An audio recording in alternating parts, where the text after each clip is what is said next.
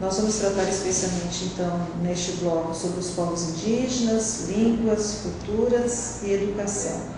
Vamos retomar também um pouquinho do que nós já conversamos anteriormente sobre a questão da colonização portuguesa, o que isso implicou junto aos povos indígenas, junto ao ser indígena.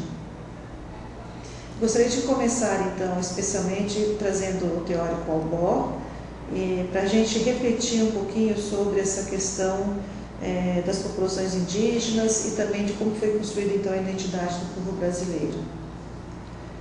Albó vai dizer o seguinte, que temos de pensar criticamente a identidade do povo brasileiro e sua formação pela história, considerando os interesses políticos e econômicos nesse processo histórico.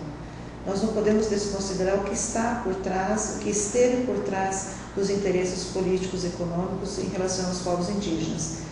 Nesse contexto atual, inclusive, em que os povos indígenas estão sendo atacados de forma muito veemente, nós temos que discutir e saber dessa história, quem é esse povo, para a gente ter políticas públicas e ter atuação como profissional que nós somos, de modo que eles sejam reconhecidos como sujeitos de direito.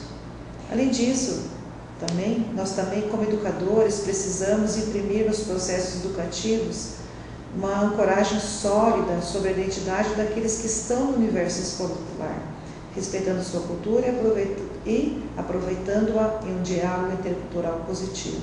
Normalmente o que nós temos visto mais dentro das unidades escolares é que essa interculturalidade ela tem trabalhado muito mais os aspectos negativos, ou então o preconceito, o menosprezo, e o educador, as pessoas de modo geral, não se aproveitam dessa diversidade para a gente mostrar justamente o quão diverso é o nosso país e o quão isso enriquece realmente os diálogos interculturais, né? Então nós temos que saber quem são esses estudantes que estão na escola. Muitos desses estudantes indígenas estão em escolas urbanas e muitas vezes eles são menosprezados ou então silenciados, desconhecidos no sentido de não serem aproveitados os conhecimentos que eles têm, que eles trazem da etnia deles.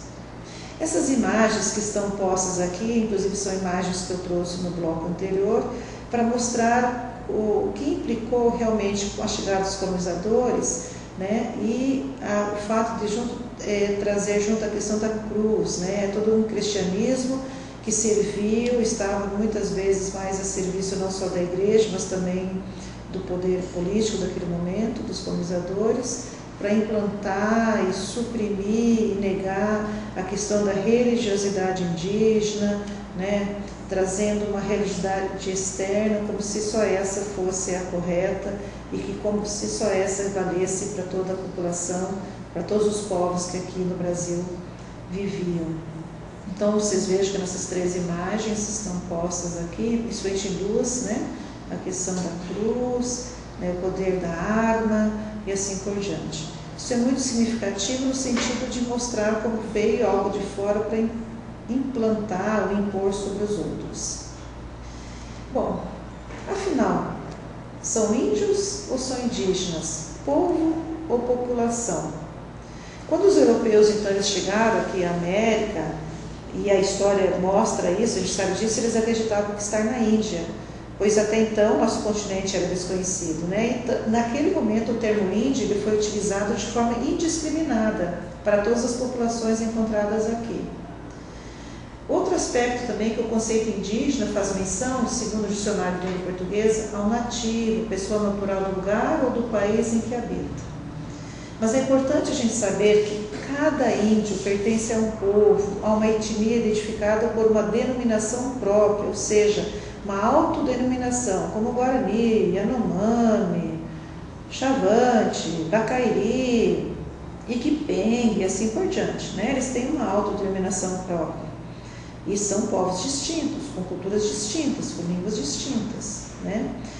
A Convenção 169 de 1989 da Organização Internacional do Trabalho, ela vai falar da importância da autoidentidade indígena. Nenhum Estado ou grupo social pode negar a identidade a um povo indígena que, como tal, ele próprio se reconheça. Isso está no nosso imaginário, porque muitas vezes as pessoas falam assim, ele não é mais índio, porque ele usa tênis, ele usa celular, e por conta de ele usar celular ou falar português ou outra coisa, ele deixou de ser indígena. Então, esse não é um critério para dizer se uma população é indígena ou não. Uma das questões é justamente o povo se auto-identificar como indígena, né? Não é o fato dele ter se apropriado de outras culturas, outros bens culturais, né, que ele deixou de ser indígena. Então, essa é uma outra questão muito importante que nós temos que discutir. Bom, e aí, entre então os indígenas, quais são os critérios de autodefinição que são mais aceitos? Embora eles não sejam únicos e nem excludentes. Ou seja, há uma continuidade histórica com sociedades pré-coloniais, então você tem toda aí uma questão histórica, né, de você observar esse processo realmente. Eles têm uma estreita vinculação com o território, isso é algo muito importante realmente para eles, né? Eles têm os sistemas sociais, econômicos e políticos bem definidos. Eu queria retomar essa estreita vinculação com o território, porque dependente do local onde essas populações, esses povos residem, tem toda uma questão de manejo da terra, das águas, porque você vai ter povos indígenas que são mais ligados à água, seu sustento vem mais do rio, povos indígenas que seu sustento vem mais das caças, povos indígenas que plantam suas roças, que plantam seu milho, que plantam sua mandioca, vários tipos de milho. Então, a questão do território é de extrema importância. Tem uns que são nômades, tem outros que são mais parados. Então, assim, em um território único, é importante que, por isso essa estreita vinculação com o território, né? Porque quando a gente tira uma população, desloca do seu território, nós estamos deslocando parte daquilo que o identifica, daquilo que é a sua identidade, o seu lugar de pertencimento. Também a população indígena tem língua, cultura e crenças definidas, você tem línguas distintas, culturas distintas, crenças distintas por conta do povo, que é distinto um do outro, né? Identificar-se como diferente da sociedade nacional, ele se identifica, eu sou diferente da sociedade majoritária nacional, né? E eles têm, que eu acho algo muito importante, uma vinculação, articulação com a rede global dos povos indígenas. Nós vamos ver, eles acabam hoje se auto-identificando como parentes, no sentido de se auto-identificarem, entre eles criar essa rede mesmo, né, de luta, de identidade e assim por diante. Portanto, quem nos diz isso é Luciano, né? Gerson Danilo Luciano. Portanto, povos indígenas refere-se a segmentos nacionais com identidade e organização próprias, cosmovisão específica e especial relação com a terra que habita. Isso é de extrema importância que a gente tenha essa clareza.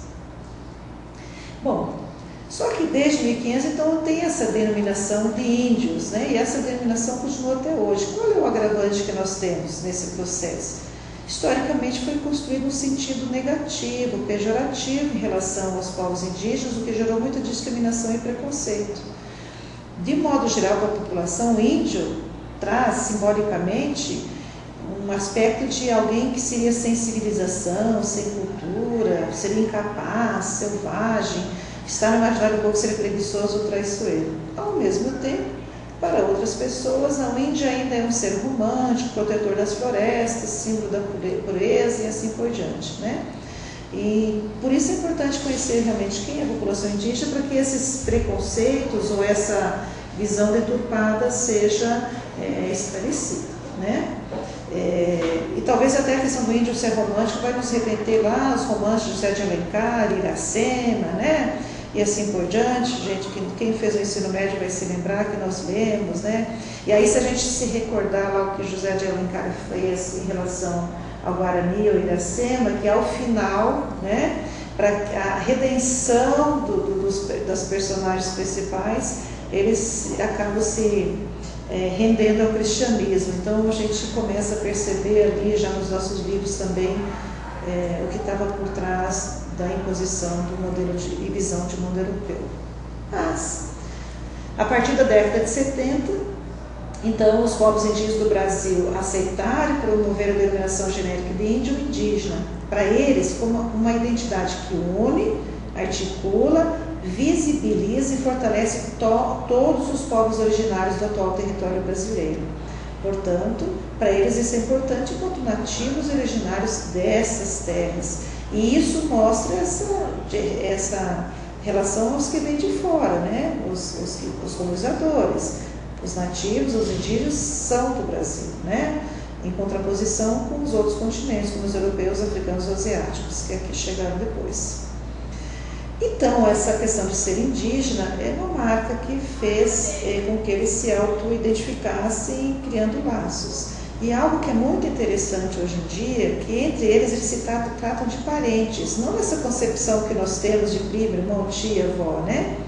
Mas parentes para eles significa que compartilham de alguns interesses comuns, como os direitos coletivos, a história de colonização e luta pela autonomia sociocultural de seus povos diante da sociedade global, mas isso não significa que eles sejam todos iguais. É muito interessante quando nós estamos numa discussão entre povos indígenas distintos, né? Em que eles se falam meu parente, e isso realmente é um sentido de pertencimento, né? Eu pertenço a povos que lutam para que tenham dignidade, que tenham seus direitos garantidos, né? Como está posto na Constituição. E aí o Luciano vai nos dizer também que o índio de hoje é um índio que se orgulha de ser nativo, de ser originário, de ser portador de civilização própria, de pertencer a uma ancestralidade. E essa positivação que está acontecendo, Luciano vai chamar de, que é o Bani, o Gerson Bani, vai chamar de etnogênese. Nós também temos Oliveira, no Nordeste, que também discute muito a questão da etnogênese, né? Você, de repente, como se você acordasse, lutasse, você realmente tem uma refundação naquilo que Franz Fanon vai dizer, uma refundação de si próprio, de lutar por aquele povo que você pertence, né? E aí é importante dizer também que a cultura indígena é a maneira de ver e de se situar no mundo, com a forma de organizar a vida social, política, econômica e espiritual de cada povo que tem uma cultura distinta do outro. E porque se situa no mundo e se relaciona com ele de maneira própria. E o que seria então essa diversidade cultural, né? Na realidade é uma diversidade de civilizações autônomas, e de culturas, de sistemas políticos, jurídicos, econômicos, enfim, de organizações sociais, econômicas e políticas construídas ao longo de milhares de anos. E é importante dizer que não existe uma civilização ou cultura superior ou inferior. Elas são simplesmente diferentes. Nós temos que entender que como as pessoas lidam com aquele espaço, com a sua história, com a sua vida, serve para aquele povo. O que normalmente nós temos visto e feito na sociedade é querer que o outro, nesse caso falando que o indígena, atue e tenha a cultura igual à nossa. E aí, se não for igual, a gente menospreza. Então, não existe isso. Existem culturas distintas, como existem línguas distintas. Elas servem para aquele povo, né? E nem por isso ela é melhor ou pior. Ela é daquele povo, né? Basta saber disso. Bom, e aí o que vem na história, então? Conforme Ariel Rodrigues, ele vai dizer que quando os portugueses chegaram aqui no Brasil, havia em torno de 6 milhões de indígenas e 1.175 línguas. Em outros momentos, ele falou, inclusive, Ariel Rodrigues vai dizer que havia em torno de 1.300 línguas. Então, de modo geral, vai variar de 1.000 a 1.300 e poucas línguas que havia, né? E o que a Rodrigues vai dizer? Que hoje nós temos, então, 216 etnias, tá? de mais ou menos 180 línguas. E o agravante que nós temos é que dessas 180 línguas, quase um terço pertence a grupos com menos de 100 pessoas. 136 pertence a grupos com menos de 1.000 pessoas. E somente 7 línguas têm grupos com mais de 10.000 pessoas. Ou seja, há linguistas que vão dizer que se uma língua tem menos de 10.000 pessoas, ela está fadada ao desaparecimento. O desaparecimento de uma língua significa o desaparecimento de cultura, de identidade, de músicas, de tudo aquilo que compõe aquele povo, porque a língua ela é identidade. A língua é uma construção social, né? E ela difere justamente porque os grupos são distintos, né?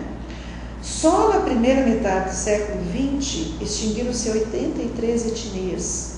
Das 216 horas existentes, 12 delas estão em perigo de extinção. Quem nos diz isso é Ricardo.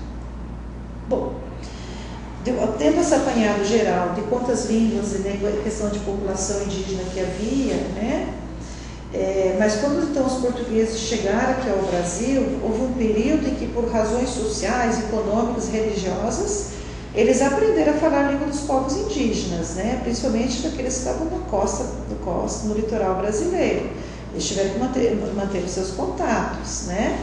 E a história do Brasil é uma história que, quando os portugueses ou qualquer outro povo vêm, normalmente eles vêm desacompanhando suas mulheres, né? Não só dos colonizadores, mas quando a gente vê também a questão das entradas, ou então das mansões, ou então da questão dos bandeirantes também, eles saem os homens, né? Assim é a história do Brasil. Bom, o que acontece? Veio os portugueses para cá, então, desacompanhados, vêm sem as suas mulheres, aqui constituem família com as índias, né, que falavam sua língua nativa com seus filhos.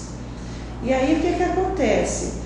Eles precisavam então manter contato e criar uma língua que pudesse ser uma língua meio que emergencial para que eles pudessem então interagir entre eles. Vamos lembrar que naquele momento nós tínhamos muito mais povos indígenas, muito mais línguas, mas essa língua especialmente é do tronco tupi, do povo tupinambá, que é o povo que mais eles começaram a interagir, né? E aí o que acontece? Então, eles começaram a privilegiar essa língua, né? E aí o próprio Anchieta vai dizer o seguinte, que eles tiveram então que privilegiar o conhecimento do idioma dos tupinambás, que era já no fim do século XVI, que já no fim do século XVI foi consignado o título da gramática feita por José de Anchieta. Ou seja, para ele era a língua mais usada na costa do Brasil, né? E essa língua em contato que aconteceu, que veio o português de fora, então com a língua do idioma dos tupinambás, ela vai criando, a gente chama quase que uma língua emergencial, a gente chama de linguística PIDG, né? Uma língua de emergência. E essa língua, a partir do momento que ela começa a ser utilizada, repassada de pai, e começa a interagir para os filhos, é uma língua que você mistura, né? Você começa a trabalhar com aspectos mais importantes, substantivos, verbos, algumas coisas vão ficando de fora. Ela começou a ser muito utilizada. Em 200 anos, grande parte da população brasileira falava a língua geral. A partir da segunda metade do século XVII, eram línguas de origem indígenas faladas por toda a população originada no cruzamento de europeus e índios tupi, então tupi-guaranis, ao qual foi se agregando um continente de origem africana e contingente de vários outros povos indígenas, né? Então começa essa língua a ser falada, era uma língua corriqueira entre os que moravam então nessa parte do litoral brasileiro, tanto ali na região que começa especialmente ali na língua geral tupi, São Paulo, e também na região do Amazonas. Nós vamos ver isso daqui a pouquinho para frente, né? Mas a política de Portugal com relação às línguas e culturas indígenas era muito clara. Os indígenas deveriam ser incorporados à sociedade envolvente, apesar de suas línguas e culturas. Ou seja, nega-se a cultura, nega-se a língua, e você tem que aprender a minha cultura e a minha língua. Isso vai se tornando com que os povos vão sendo silenciados e apagados. O que aconteceu então? Já com a oficialização da colonização em 1532, a união entre homens brancos, vamos pensar portugueses, e mulheres indígenas de base do Tupi tornou-se frequente, né? E aí nós vamos ter a Mello, que vai dizer que a escassez de mulher branca no Planalto de Piratininga fez com que desde os primeiros tempos o morador branco procurasse índia uniões legítimas ou passageiras e múltiplas. Rodrigues vai dizer que os líderes indígenas, com o intuito de firmar alianças estáveis com estrangeiros detentores de muitos bens materiais novos e desejáveis, apoiaram em um primeiro momento esse tipo de união interétnica. E aí nós vamos ter já Oliveira, que em 1846, que eu achei importante trazer isso aqui para a gente ver o que estava dito naquele momento. Ele vai dizer que o sítio que foi designado para os Guarulhos continha em si mais elementos de riquezas rurais do que os outros, o que, para aproveitá-las, houve o bom senso de amalgamar a raça indígena com a europeia e mesmo com a africana, cuja introdução em São Paulo ia progredindo, derivando dessa mistura as espécies híbridas conhecidas com os nomes de mamelucos e calíbocas. Bom, e aí, gente? O que aconteceu nesse processo, então, de colonização, né, de imposição do padrão europeu? E aí eu trouxe duas citações que eu acho de extrema importância que a gente leia. Ribeiro vai dizer o seguinte, que os índios, de homens vistos a princípio como a boa gente bela, que recebeu dadivosa os primeiros navegantes, passaram logo a ser vistos como canibais, comedores de carne humana, totalmente detestáveis. Aqueles índios, membros do gênero humano, feitos do mesmo barro pela mão de Deus, teriam salvação? Logo se evidenciou que eles necessitavam mesmo de um rigoroso banho de lexívia em suas almas, para curá-los da preguiça de sua vida farta e inútil, descuidada de qualquer produção mercantil. Ou seja, vida farta e inútil, descuidada de qualquer produção mercantil. Aqui nós já vemos toda a questão de produção de trabalho, de riqueza, a mesma coisa da questão, pelas mãos de Deus teriam salvação. De imediato a gente percebe assim, os dois pilares que vão sustentar a imposição, a questão do cristianismo e a questão do trabalho como um trabalho que produza riqueza, né? Santos também vai dizer que tanto os primeiros colonizadores como os religiosos que chegaram 5 décadas depois tiveram um papel preponderante para que se impusesse um padrão de vida que pretendia salvá-los por meio da imposição da fé cristã católica pelo trabalho. Ou seja, foi necessária a produção de inferioridade para sustentar a noção de descoberta imperial. É o império que vai lá e descobre o outro e eu sou superior. Então eu produzo a inferioridade para dizer que eu sou superior. E aí essa inferiorização, ela foi se utilizar de estratégias múltiplas para isso. Guerra, escravatura, genocídio, racismo, desqualificação, transformação do outro em objeto e sucessão de mecanismos de imposição econômica. Então, quando você cria isso, você faz isso, né, você começa a menosprezar o outro e você começa a menosprezar porque você acredita que o seu padrão de vida, que a sua cultura é superior. Ou seja, produziu-se, o que fez foi justamente isso, você produziu inferioridade, né? Eu conquisto, eu sou o dono, né? E eles têm que ser como eu quero. Bom, mais algumas, eu acho importante trazer mais alguns conceitos, que depois vocês vão se apropriar nos textos, ler um pouco mais sobre isso, né? Mas vejam só, o europeu só pôde fazer-se homem fabricando escravos e monstros. Olha como é forte. Havia do outro lado dos mares uma raça de sub-homens que, graças a nós, em 1000 anos talvez teria acesso à nossa condição. Ou seja, o europeu só se pôde fazer homem fabricando escravos e monstros, né? O que o colonialismo fez, na realidade, foi privar o outro diferente de qualquer predicado de humanidade, levando o povo dominado a se perguntar frequentemente: quem sou eu, na realidade? Porque você chega, impõe sua cultura, nega tudo que o outro faz em termos de identidade, de língua, tudo, você começa a pensar, afinal, quem sou eu, né? Porque você não se reconhece, ou você não pode se reconhecer naquilo que é a sua identidade. E além disso, essa negação identitária também ocorreu em virtude da educação que era ofertada aos povos indígenas, pois, historicamente, o que se pretendia era promover a assimilação, a integração e a homogeneização dos indígenas ao modelo europeu, o que naturalmente implicava o apagamento daquilo que os diferenciava dos não indígenas. E a educação, gente, desde a época dos jesuítas, contribuiu muito com isso, né? E aí eu acho importante a gente trazer então agora mais uns aspectos da questão da legislação, que pelo poder impôs condições para os povos indígenas, né? Para a gente chegar, o que tudo isso implicou, portanto, nesses mitos que estão na nossa sociedade hoje, né? O que aconteceu? Por que nós temos dentre nós introjetados alguns conceitos em relação aos povos indígenas, né? O que a história fez que a população começasse a assimilar esses conceitos? Bom, em 1549, então, houve uma intensificação para que escravizaram os povos indígenas, né? E é importante dizer que foi essa força de trabalho escrava que sustentou as empresas que exploravam as drogas do sertão na Amazônia após o fim das relações de escambo nas primeiras décadas do século XVI. Ou seja, você foi fazer com que a população indígena trabalhasse a favor, então, dos donos do poder, né, naquele momento, nos engenhos, nas cidades, né? Eles foram realmente a principal mão de obra. É bom que a gente assista alguns filmes, talvez alguns de vocês já tenham assistido ao filme A Missão. Parece tudo muito, as missões, parece tudo muito lindo, maravilhoso, mas a gente tem que compreender bem o que está por trás, né? A gente tem uma noção do que aconteceu, né, em relação aos povos indígenas.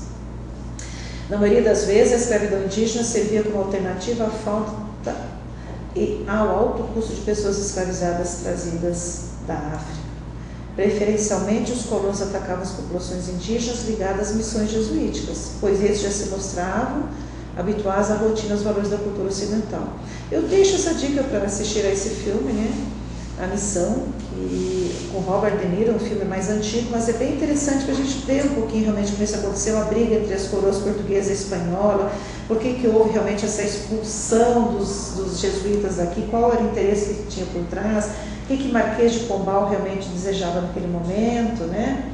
E assim por diante. E ao final do filme, como eles acabam deixando muito claro quando um indígena, uma criança indígena, sai no rio, num barco, pegando o violino e pegando um instrumento que é próprio, o violino que é um instrumento então europeu, né? E não mais algo que seria montado para a sua cultura. O que isso implicou, né? Nesse sentido dessa colonização dos seres, dos saberes, dos conhecimentos, né? E aí uma das coisas que para mim é que mais deixou marcado, olhando as legislações, é esse diretório que foi promulgado em 1757. Então, quando você tem a expulsão dos indígenas, dos jesuítas do Brasil, por uma questão de briga entre as coroas, porque de repente também as missões começaram a produzir riquezas, né? E aí tem toda a história de confusão entre Estado e igreja, entre rei e igreja, né? E aí começa um conflito de interesses. Então, quando os jesuítas são expulsos do país, da América do Sul, do modo geral, é criado esse diretório em 1757, então com o Marquês de Pombal, e ele procurava organizar melhor as ações da coroa portuguesa. Esse diretório, então, possibilitou que as aldeias tivessem um administrador civil, em substituição à liderança dos missionários, que perderam o poder temporal sobre elas.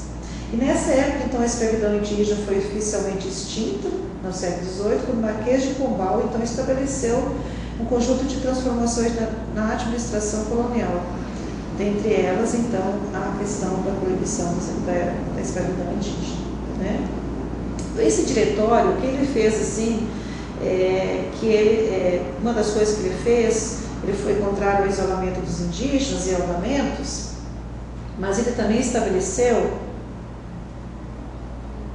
a língua portuguesa como idioma oficial do Brasil, né? E o acréscimo de sobrenomes em português dos nomes indígenas. Está escrito lá assim: terão daqui por diante todos os índios sobrenomes de que usam os brancos, e as mais pessoas que se acham civilizadas cuidarão em procurar os meios lícitos e virtuosos que viverem se tratarem à sua imitação, e deverão introduzir logo nos povos conquistados seu próprio idioma, que este é um dos meios mais eficazes para desterrar dos polos rústicos. Gente, naquele momento foi feita a proibição, inclusive, da língua geral. Se naquele momento, que essa é uma língua que estava toda falada naquela região da costa brasileira, na região de São Paulo, né? Se não tivesse sido proibida essa língua geral, com esse diretório do Marquês de Pombal, provavelmente hoje nós não teríamos, provavelmente, né? Talvez nós não tivéssemos hoje língua portuguesa como idioma oficial, né? Poderia ter sido essa língua geral que ficou. E eu queria dizer para vocês que essa questão que aconteceu de colocar o sobrenome do não índio nos nomes indígenas, não está muito distante, não. Eu já vivi duas situações que eu estive no Xingu trabalhando com os povos indígenas, e lá, quando a gente ia olhar o sobrenome dos estudantes, tinha sobrenome em português, né? A mesma coisa também eu estive no Povenal e Ninauê, uma época, e lá também eles tinham que ter um sobrenome em português. Inclusive disseram que esse sobrenome, muitas vezes, ali na hora, o próprio escrivão sugeria para eles o sobrenome que eles teriam que colocar. Então, vocês vejam que, diferentemente do que teria que ser, porque nós temos, entre os direitos dos povos indígenas, um dele é o de resguardar os nomes de seus filhos conforme a sua tradição. Aí vocês vão ter que fazer um registro no cartório. Não, você tem que ter o sobrenome e colocar o seu sobrenome conforme a nossa, abre aspas, lei dos não índios, né? Então a gente consegue perceber que isso não está muito distante. Não é uma questão de 1757, não. Eu estou falando isso em 2016, né? 2013, 2014. Bom, o que acontece então? Essa prática da imposição da língua portuguesa estabelecida pela coroa portuguesa nos remete, portanto, às línguas de comunicação que havia lá nos primeiros séculos, como eu disse para vocês logo no início da apresentação, são as chamadas línguas gerais, que é a língua geral do sul e a língua geral do norte, e as demais línguas indígenas. Veja que aqui Rodrigo já fala em torno de 1300, no ano de 1500, né? E depois lá ele vai falar de 1117, mas ela vai estar em torno disso, né? As línguas gerais então foram aprendidas pelos portugueses, como eu disse antes, tornando-se língua materna dos mamelucos, filhos de índios tupinambá com europeus, né? O que acontece? Para eles, imagina, Marquês de Pombal, como é que eu colonizo um país e esse país não fala a língua do colonizador, né? Aquela história, uma língua, uma nação. Se aqui nós somos, então, colonos de Portugal, como que aqui nós não falávamos, naquele momento, a língua portuguesa, né? E aí, portanto, como eu já disse, o colonial praticou diferentes ações para levar a seu extermínio da maioria dos indígenas, né? Assimilação, a integração de tantas outras situações. Para mim, um dos mais, o que implicou muito forte também foi o Diretório dos Índios. Bom, então aqui nós temos um mapinha que vai falar um pouquinho sobre essa língua geral. Vejam a língua geral amazônica, ela surge lá no norte do país, né? Na região dos atuais estados do Maranhão e Pará, como fruto de contato entre português e índios tupinambá. Isso no século XVII. Só que antes disso, né, nós temos a língua geral paulista, que já foi no século XVI. Né? Ela é o produto realmente dessa interação, então, entre os povos indígenas que aqui habitavam, especialmente Tupinambá, com a língua portuguesa. Então, veja aí, inclusive há estudos que mostram essa rota da língua, né? Nós tivemos essas duas línguas gerais, que tinham essa língua de comunicação, então, no país, naquele momento. E aí, óbvio que a coroa portuguesa, conforme nós vimos antes, ela imprimia a política do monolinguismo e da homogeneidade, né? Não era para fazer diferente. E aí, desse modo, também haveria naquele momento, uma das formas de você fazer com que houvesse esse monolinguismo, homogeneidade, era via educação, né? E aí, conforme o Luciano vai dizer, naquele momento havia, então, duas escolas públicas, uma para os meninos e outra para as meninas, nas quais seria ensinada a doutrina cristã e também praticadas a leitura e a escrita, o que era o que se pratica em todas as escolas das nações. E Luciano Varilho, na UGS, vai dizer que a implantação das primeiras escolas nas comunidades indígenas do Brasil é contemporânea contemporânea à consolidação do próprio empreendimento colonial. Portanto, as diversas formas culturais e a imensa e distinta expressão religiosa dos indígenas foram condenadas e se lhes impuseram a cultura e os valores europeus sobre os quais se construía a sociedade colonial portuguesa. Você nega língua, você nega cultura, você nega saberes, você nega seres e assim por diante. Bom, e aí o diretório então vai dizer que teria que acabar a distinção entre índios e brancos. E aí ele vai sugerir que se fossem facilitados os matrimônios entre os brancos e os índios para que, por meio deste sagrado vínculo, se acabe de distinguir totalmente aquela odiosíssima distinção que as nações mais polidas do mundo abominaram sempre. Além disso, o diretório considerava os indígenas como vassalos do rei, e isso ajudou inclusive na questão da consolidação dos limites territoriais. Então esses indígenas inclusive eram levados para cuidar das fronteiras, lutavam, vocês podem ler um pouco mais sobre isso, né? Ajudavam, se eles falam português, então é como se eles fossem realmente vassalos do rei, né? E aí, com isso, eles poderiam garantir então o território da coroa portuguesa. Quem nos disse é Garcia.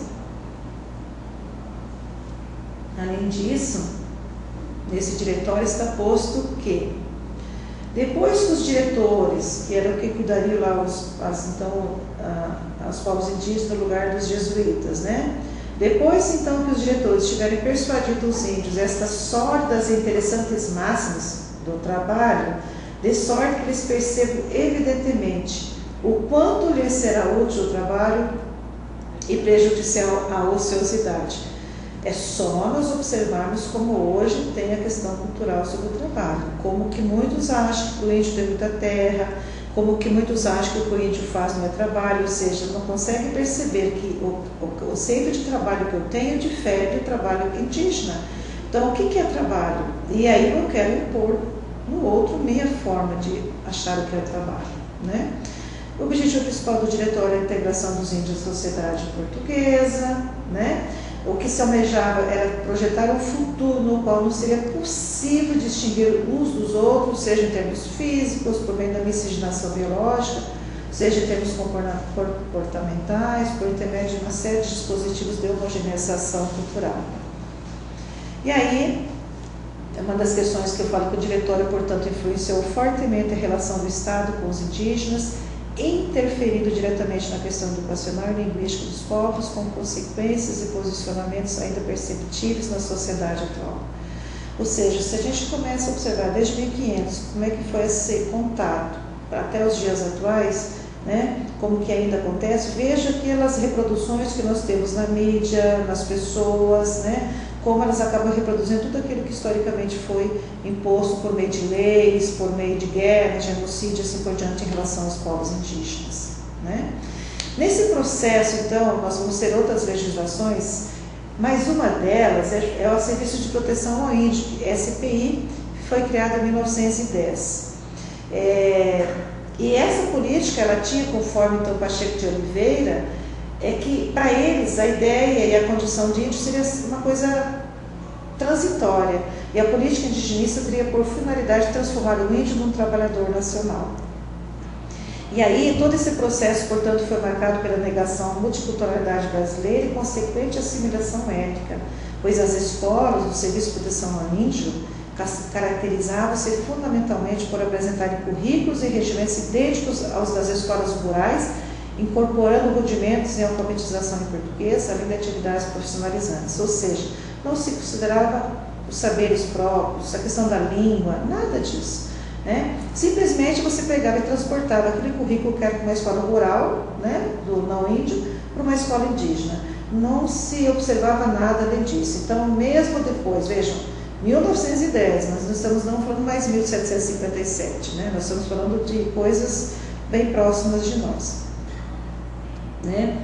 Além disso, né, mesmo em 1951, quando se tem a proposta então que se faça nas escolas indígenas uma educação bilíngue, isso não aconteceu. Havia um determinado momento em que professores não indígenas, professores da cidade, trabalhavam nas escolas indígenas de modo que os indígenas, as crianças, aprendessem a língua portuguesa, né? Então, assim, porque realmente era aquela história de você fazer uma integração de tal modo que chega um momento que não haja essa distinção. Bom, então mesmo em 1951, com essa possibilidade de uma educação bilíngue, né, havia o argumento do ESPID que tal iniciativa poderia colidir com os valores e os propósitos da incorporação dos índios à comunhão linguística nacional consagrados em lei. Vejo que a própria Serviço de Proteção Índia não gostou disso, porque o foco era integrar, homogeneizar, né? Fazer todo mundo ficar com o padrão que era imposto da sociedade, então, hegemônica. Nós vamos ter também em 1957, né, a Organização Internacional do Trabalho, quando ela vai versar sobre a proteção e integração das populações indígenas, acaba sinalizando certo avanço. Ela também vai dizer isso, né, conforme nós vimos anteriormente. No entanto, quando se analisa o seu artigo 24, ainda se percebe o modelo integracionista. Mesmo que ela fala lá em cima da questão do bilíngue, o que vai dizer ali? Pois dizia que o ensino primário deverá ter por objetivo dar às crianças conhecimentos gerais e aptidões que elas auxiliam a se integrar na comunidade nacional. Né? 1957, vejam, até nesse momento ainda a questão da integração está muito forte. Depois, então, extingue-se o Serviço de Proteção Índia, nós temos a criação da FUNAI, né? E ela tinha a explícita missão de acelerar o processo de integração dos índios. E a educação escolar passou a ser ministrada em língua portuguesa por meio de aulas monolíngues em língua nacional. Ou seja, ontem, né, gente? 67. Vejam só, e o que isso implica, então, na sociedade atual, né? Aí, em 73, portanto, é votada a lei número 6.001, que é o Estatuto do Índio, né? Nela, novamente, aparece a assimilação por intermédio do conceito de integração. A educação será orientada para a integração na comunhão nacional. O que, em tese, contrapõe o que está expresso no artigo 47 desse mesmo Estatuto, que assegura o respeito ao patrimônio cultural das comunidades indígenas. Como é que eu consigo respeitar o patrimônio cultural das comunidades indígenas se eu quero a integração, né, na comunhão nacional? Então, assim, há uma discordância, né? E vejam só, ali há que recomendava-se naquele momento que a alfabetização dos índios far-se-á na língua do grupo, embora naquele momento também não se mencione a necessidade de um currículo voltado para as realidades sociais, econômicas e culturais específicas de cada povo, né? E aí Pimentel da Silva vai dizer que era assegurado o ensino da língua indígena no Estatuto do Índio apenas nas primeiras séries, durante os 3 primeiros anos. Depois, a língua portuguesa que era adotada. Isso não difere, continua até hoje, né? No entanto, né, a partir da década de 70, essas organizações indígenas, com a militância, começam a fazer reivindicação, começam a lutar, começam a aparecer e para que realmente eles tivessem o direito à educação cultural, intercultural, né? E aí nós temos, então, a premissa, o direito à diferença cultural, tornando possível a concepção de uma sociedade nacional multilingüe e pluricultural.